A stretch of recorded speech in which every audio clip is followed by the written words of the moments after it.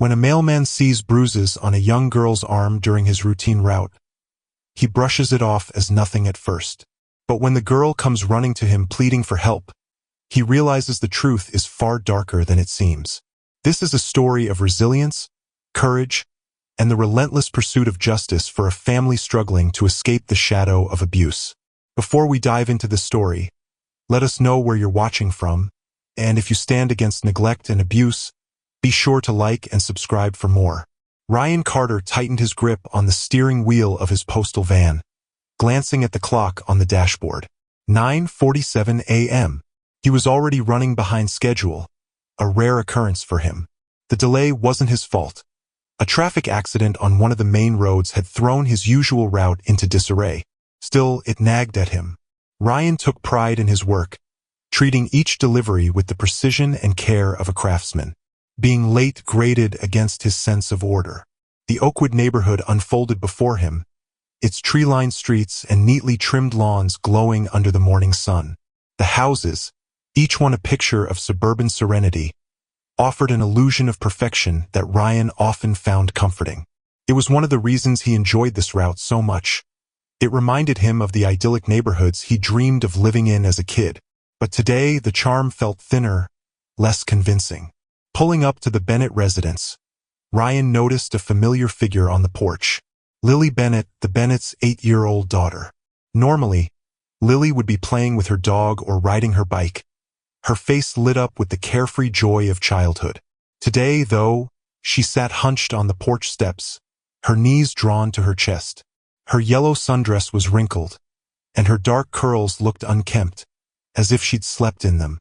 "Hey, Lily," Ryan called out as he stepped out of the van, slinging his mailbag over his shoulder. "How's it going?" Lily startled slightly, as though she hadn't noticed his arrival. "Hi, Mr. Ryan," she replied, her voice soft. "Do you have a package for me?" Ryan paused, glancing at the bundle of letters and a thin catalog in his hand. Doesn't look like it today, but I've got your mom's magazine," he said, holding it up with a smile. "You reading anything good lately? Last time we talked, you were into those adventure books." Lily shifted on the steps, avoiding his gaze. "Not really," she mumbled. Her hands clutched the hem of her dress tightly, and Ryan noticed faint bluish marks on her forearm. They looked like bruises. He hesitated, his friendly demeanor dimming for a moment. "You okay, kiddo? You seem a little off today." Lily nodded quickly, her curls bouncing. "I'm fine. Just waiting for Mom." Ryan crouched slightly to meet her eye level, his instinct urging him to press further. But he stopped himself. It wasn't his place to pry.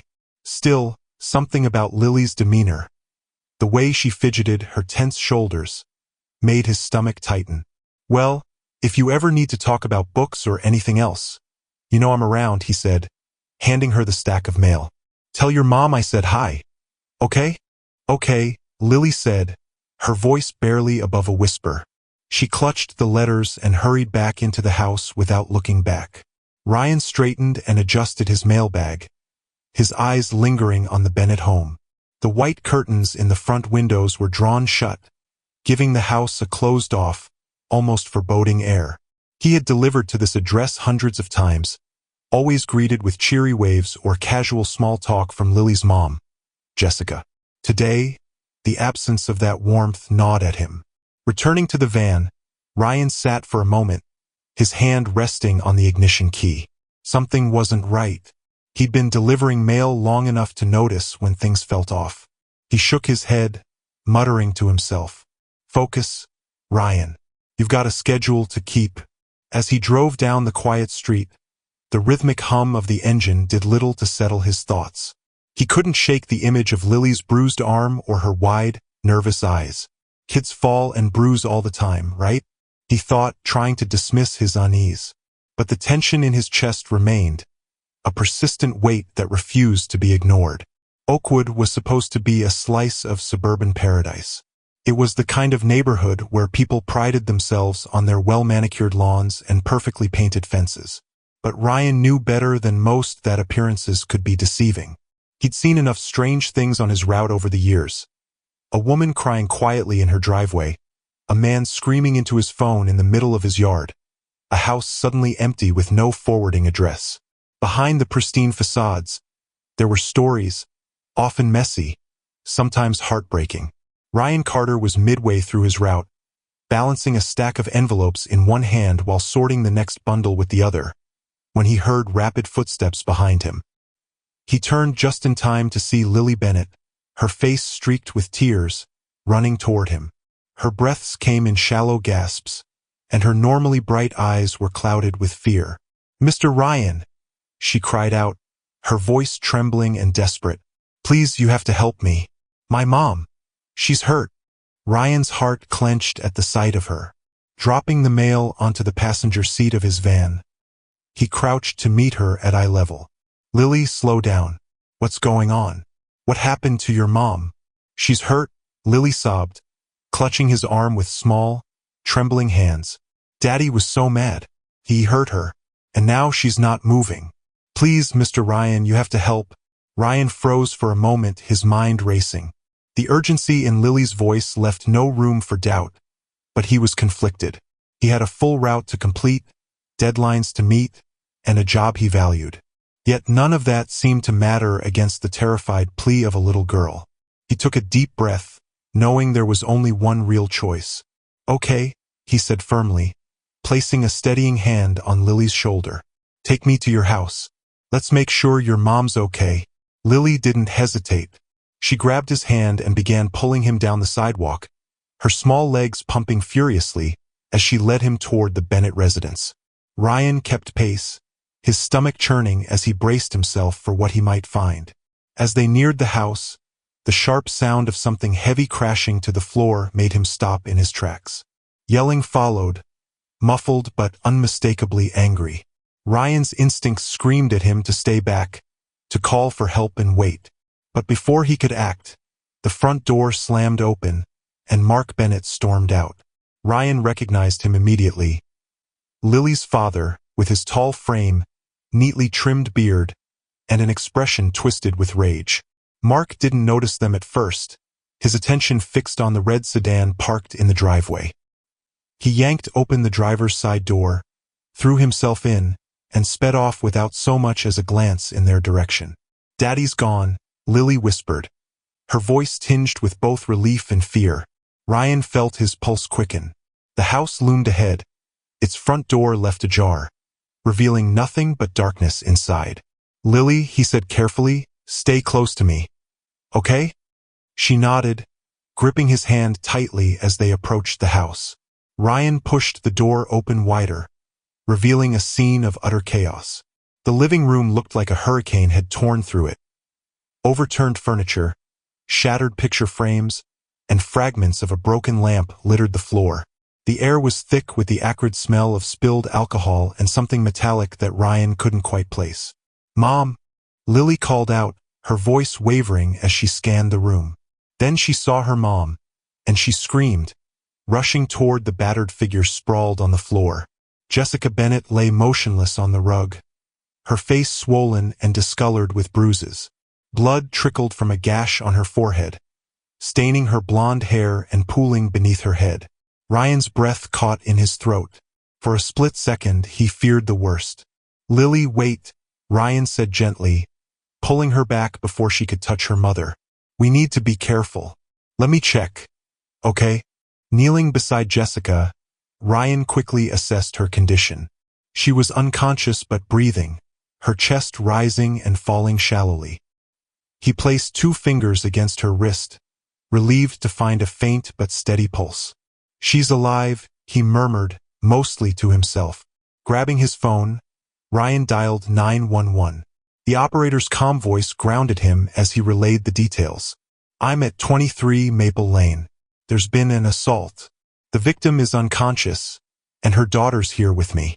The suspect fled the scene in a red sedan, heading west. Please send help immediately." "Are you with the victim now?" the dispatcher asked. "Yes," Ryan replied, glancing at Lily, who was clutching her stuffed rabbit and trembling. "Her injuries look serious. There's blood on her head, and she's not responding. Stay with her and try to keep her stable. Help is on the way," the dispatcher assured him.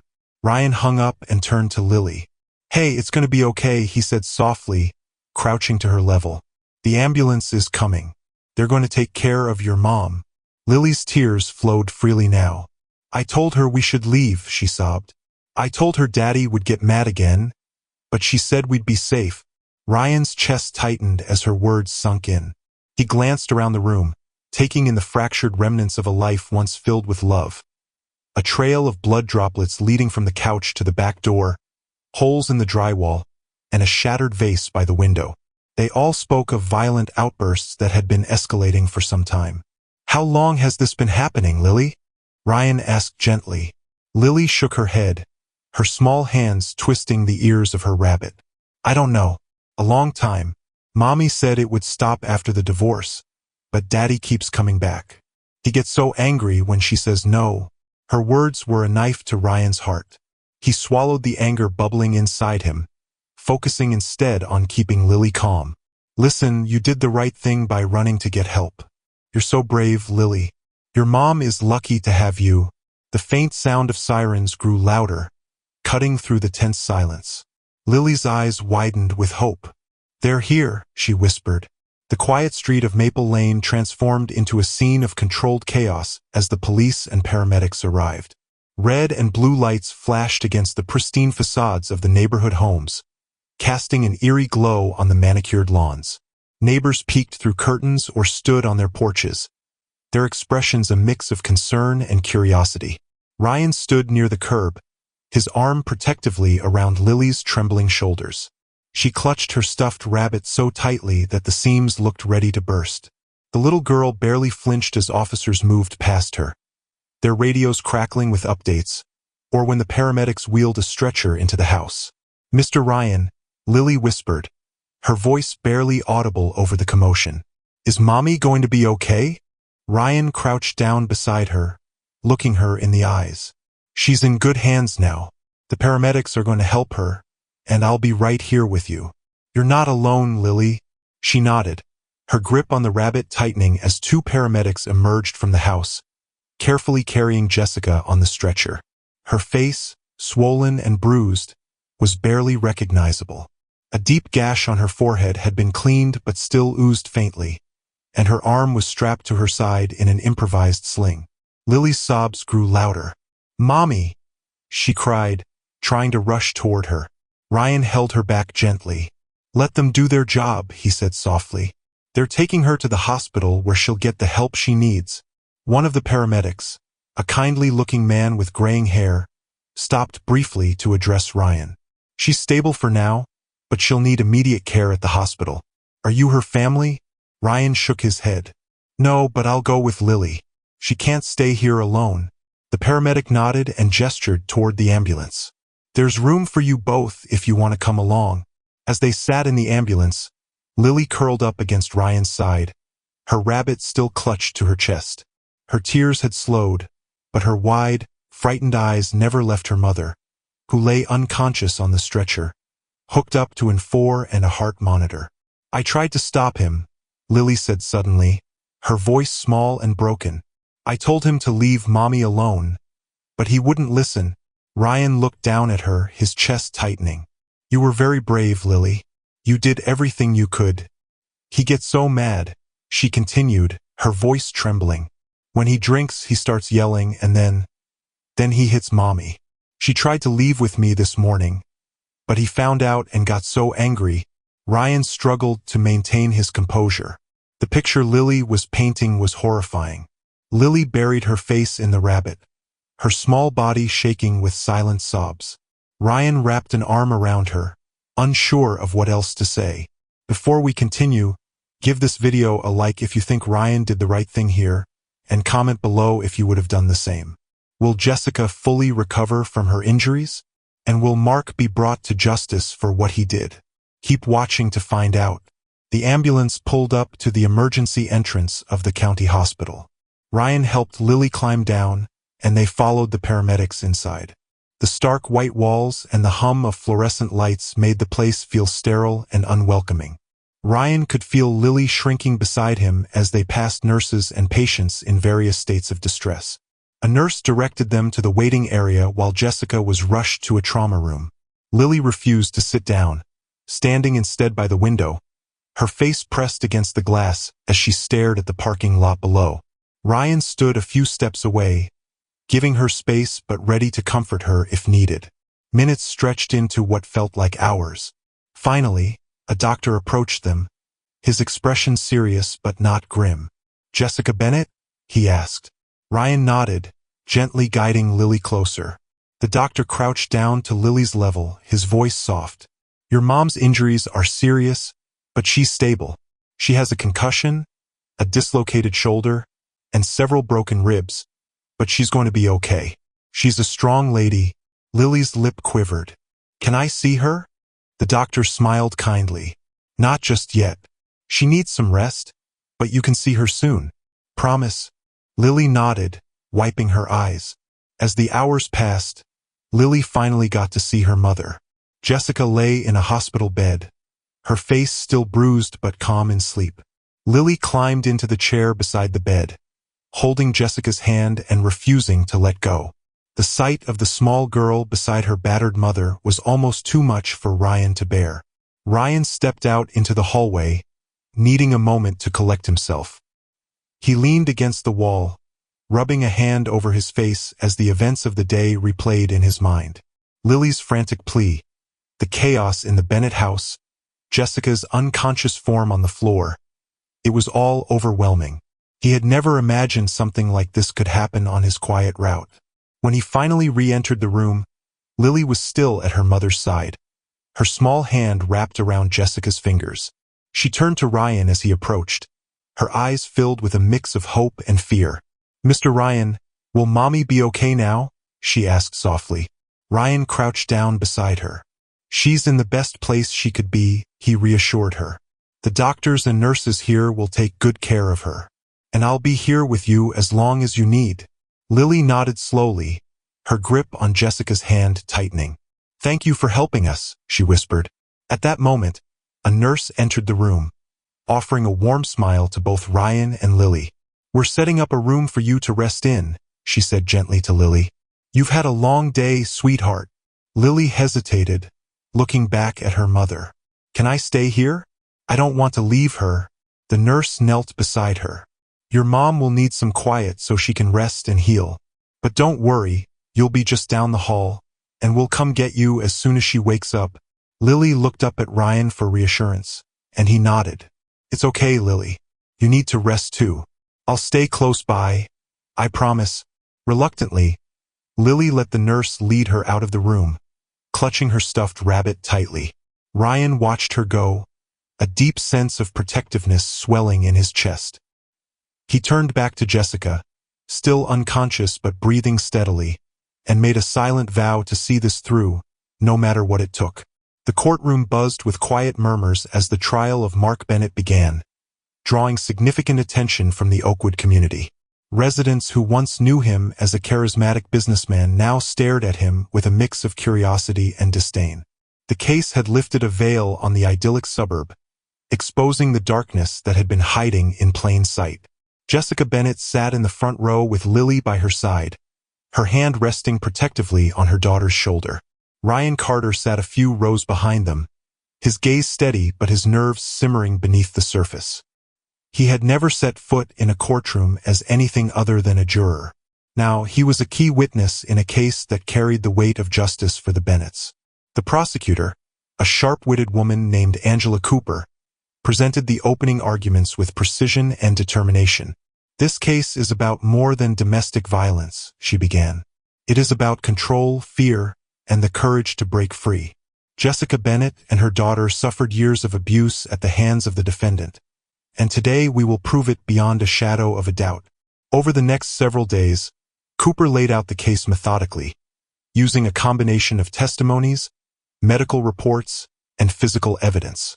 Photos of the Bennett home showing the shattered glass and overturned furniture painted a vivid picture of the violence that had taken place. Jessica's medical records detailed her injuries: broken ribs, a dislocated shoulder, and a concussion. When Jessica took the stand, the courtroom fell silent. She spoke clearly, her voice unwavering as she recounted years of escalating abuse. She described how Mark's charm had given way to control, and control had turned to violence.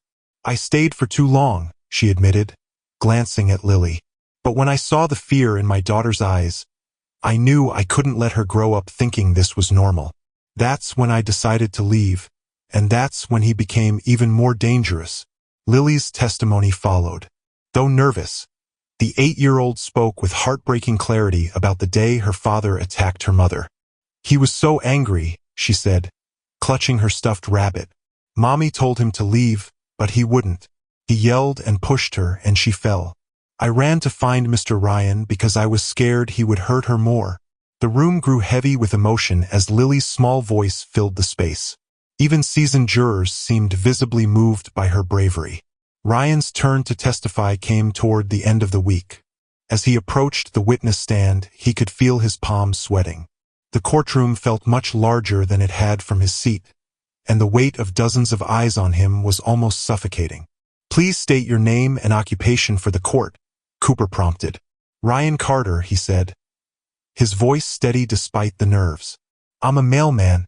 Cooper began her questions, guiding Ryan through his account of the day's events. He described Lily's desperate plea for help, the chaotic scene at the Bennett house, and finding Jessica unconscious on the floor.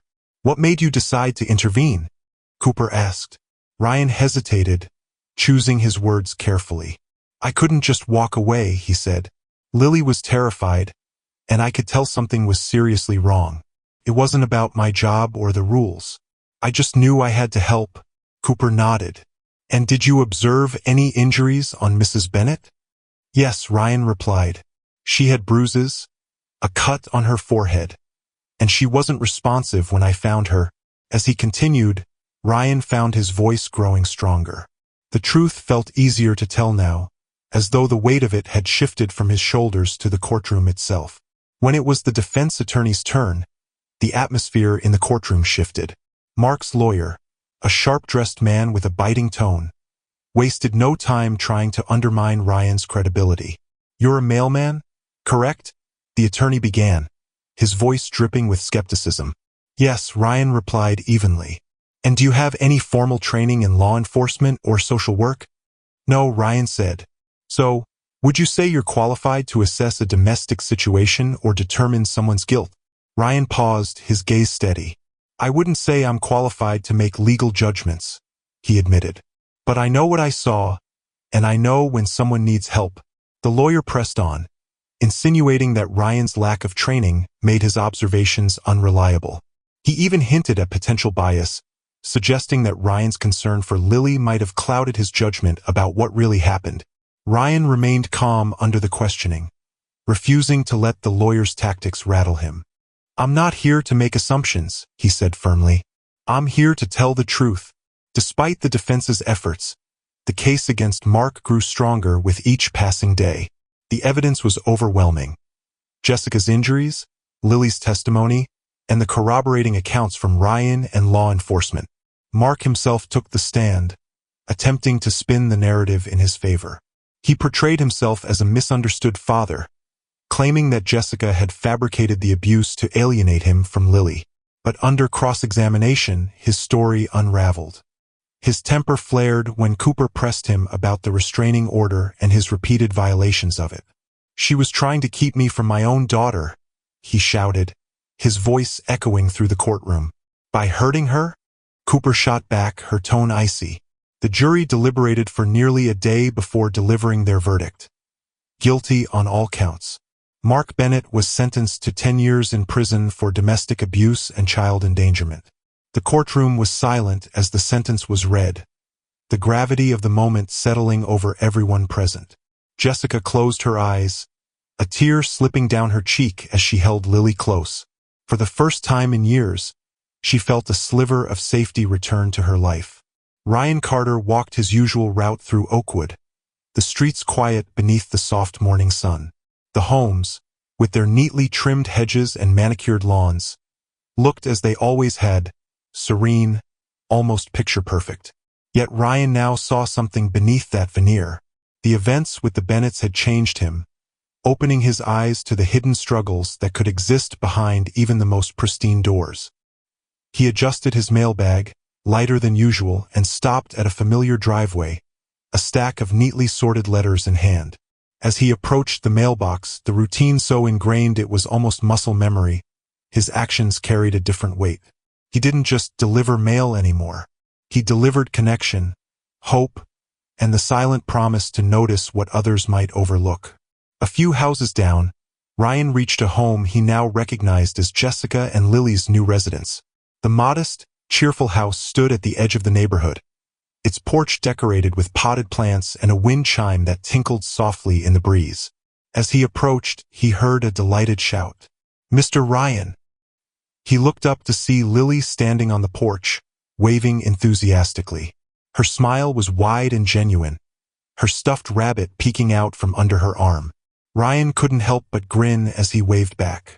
Jessica appeared in the doorway, a steaming mug of coffee in hand.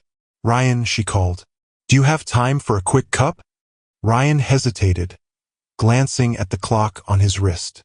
His route was ahead of schedule for once, so he nodded. "Sure," he said, stepping onto the porch.